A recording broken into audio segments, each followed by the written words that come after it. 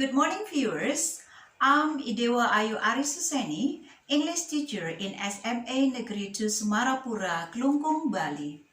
In this occasion, I would like to share my view about workshop organized by TIAPS International, hosted by SRM University India in collaboration with Dinas Pendidikan Provinsi Banten and Sulawesi Tenggara, Aptikom Pusat Bali, Denpasar Institute, Stikom Bali, and MGMP Bahasa Inggris Nasional Bali, Banten, and Sulawesi Tenggara.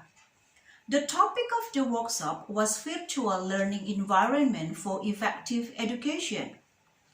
The workshop was conducted in 3 days, start from 21st until 23rd of January 2021. There were 3 keynote speakers in the workshop.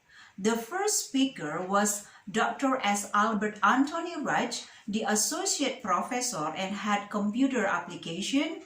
The second speaker was Dr. S. Kishore, the Associate Professor from Satyabama Institute of Science and Technology, Chennai, India. And the last was Professor K. Selamani from School of Education, Pondicherry University. On the first day, Dr. Albert presented a topic about virtual learning environment. He said that there are many virtual tools which can be used in teaching learning process. The virtual tools are Edmodo, EduClipper, Storybird, Google, Gmeet, Webex, Zoom, and many more. Among those virtual tools, he talked a lot about Google Classroom. There are many advantages of using Google Classroom, such as the first, Google Classroom helps teachers create and collect assignments paperlessly. The second, Google Classroom includes time-saving features. Make a copy of a Google document for each student. The third, Google Classroom creates drive folders for each assignment and students. There are also benefits for students and teachers. For the students, they can keep track of what's due on the assignment page. For the teachers, we can quickly see who has or hasn't completed the work and provide direct, real-time feedback and marks. Dr. Albert explained and guided us how to manage Google Classroom from introduction, creation, and grading. All materials presented by Dr. Albert were very useful for us as the teachers in this millennial era. We can apply them in our teaching learning process.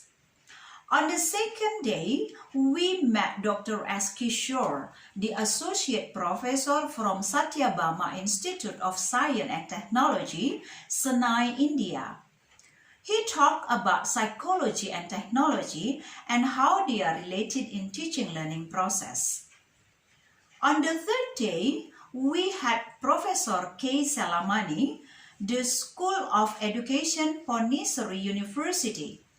Dr. Selamani presented about assessment, especially electronic assessment. In the beginning, she introduced us the differences among tests, assessment, and evaluation. Dr. Selamani recommended us with some tools of assessment which can be applied in teaching learning process such as Airtable, Microsoft Form, Classmaker, Chartform, and Google Form. All of the tools are very effective to be used to access the student. Well, it's my great pleasure to join the workshop since the materials given by the speakers were very applicable in our classroom. I would like to thank the committee, especially Mr. Ravi, the promoter link Pendidikan India in Indonesia, and also the representative of SRM Institute in Indonesia, who had conducted the workshop. Once again, thank you very much, and I'm waiting for the next event.